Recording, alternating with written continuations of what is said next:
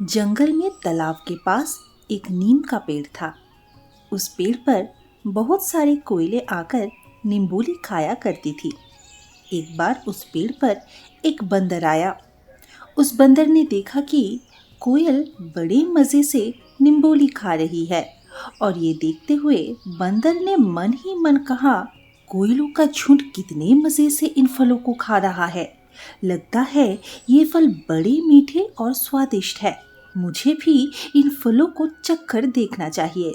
बंदर अपना हाथ नींबूली की तरफ बढ़ते हुए कुछ नींबूली तोड़ता है, पर नींबूली का कड़वापन बंदर से सहा नहीं जाता और वो अपने मुंह से सारी नींबूली बाहर निकाल देता है। हे भगवान, इतने कड़वे फल कोई कैसे खा सकता है।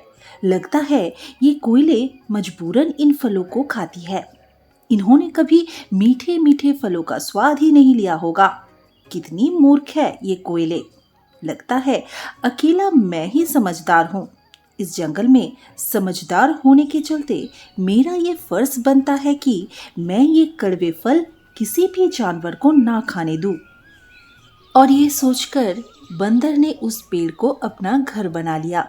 तभी वहां पर कोयल का झुंड आ पहुंचा और बंदर ने उन्हें रोकते हुए कहा, अरे, मैं तुम लोगों का इंतजार कर रहा था।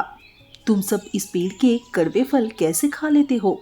तुम्हें पता है, नदी के उस पार वाले पेड़ों पर अभी ताजा ताजा अमरूद लगे हैं।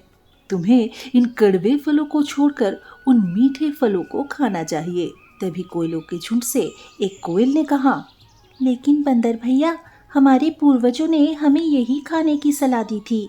तुम्हारे पूर्वज बेवकूफ थे जो ऐसे कड़वे फल खाने की सलाह देते थे। लगता है बंदर भैया सही बोल रहे हैं। हमें जंगल के दूसरे फलों को अपना आहार बनाना चाहिए। और बंदर की बात मानकर सभी कोयले वहां से चली जाती है। बंदर अपनी समझदारी पर ऐठ रहा था, तभी पेड़ ने आवाज लगाकर बंदर से कहा, बंदर भाई, तुमने कोयलों को मेरे फल खाने से क्यों मना कर दिया? अब मैं अकेला पड़ जाऊंगा और ये सब तुम्हारी वजह से हुआ है। तुम्हें प्रकृति के नियम से छेड़छाड़ नहीं करनी चाहिए। चुप करो मूर्ख पेड़, एक तो इतने कड़वे कड़वे फल देते हो, ऊपर से इतनी अकड़ दिखाते हो। और इसी तरह समय गुजरता गया। अब कोई भी पक्षी नीम के पेड़ पर नहीं आता था। ऐसे ही कुछ दिनों तक चलता रहा। फिर कुछ ही दिनों में जंगल के पेड़ों पर फल लगना बंद हो गए और बंदर इस बात से बहुत परेशान होने लगा। हे भगवान, पता नहीं क्या हो रहा है। पूरे जंगल में घूमकर आ गया, किसी भी पेड़ पर एक भी फल नहीं है। लगता है इस बार बादल हमसे किसी बात पर नाराज है। तभी नीम का पेड़ बोलता है, पहली बार तुमने कोई अकल की बात की है। बंदर पेड़ के सबसे ऊपरी छोर पर जा बैठा और जोर जोर से बादलों को आवाज लगाने लगा। ओ बादल काका, कहाँ छुपे हो? इस बार बारिश बरसाने का इरादा नहीं है क्या? जल्दी आओ, मैं तुमसे कुछ बात करना चाहता हूँ। बादल बंदर की बात सुनकर उसके पास आ जाता है। बंदर भाई, मैं तो पानी से लबालब भरा हुआ हूँ। बस जंगल के मोर का नाच देखना चाहता हूँ। हर बार जंगल के मोर मुझे नाच कर बुलाते हैं और मैं उनके नाच से खुश होकर वर्षा करता हूँ। इसका मतलब जंगल के मोर तुम्हें अपना नृत्य नहीं दिखाएंगे तो तुम वर्षा नहीं करोगे? नहीं, बिना नृत्य के आनंद लिए मैं वर्षा नहीं करने वाला। अब ये जंगल के मोरों को क्या हो गया? इन्होंने नृत्य करना क्यों बंद कर दिया है? मुझे उनके पास जाकर उन्हें समझाना होगा।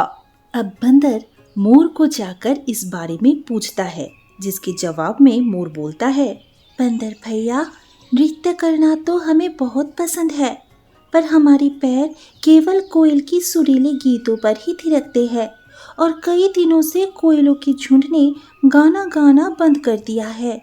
तुम्हारी समस्या को अब कोयल ही हल कर सकती है। इसके बाद बंदर परेशान होकर कोयलों की झुंड की तरफ जाता है। जब वो कोयलों से ना गाने की वजह पूछता है, तब एक कोयल जवाब में बंदर को कहती है, बंदर भैया, हमने आपकी बात मानकर कड़वी नींबूली खाना छोड़ दिया था, जिसके बाद हमारी आवाज़ बेसुरी हो गई। हमें हमारे पूर्वजों की बात को नहीं नकारना चाहिए था। मुझे माफ़ कर दो कोयल बहन, ये सब मेरी गलती और नासमझी की वजह से हुआ है। मैं अपने आप को बहुत होशियार समझने लगा था और इसीलिए मैंने पेड़ की बात को भी नहीं माना। अब हमें पेड़ के पास जाकर माफी मांगनी चाहिए, वरना धीरे धीरे पूरा जंगल समाप्त हो जाएगा। और फिर सभी नीम के पेड़ के पास आकर उससे माफी मांगने लगते हैं, जिसके बाद जंगल में बारिश होना शुरू हो जाती है और सब कुछ पहले की तरह ठीक हो जाता है।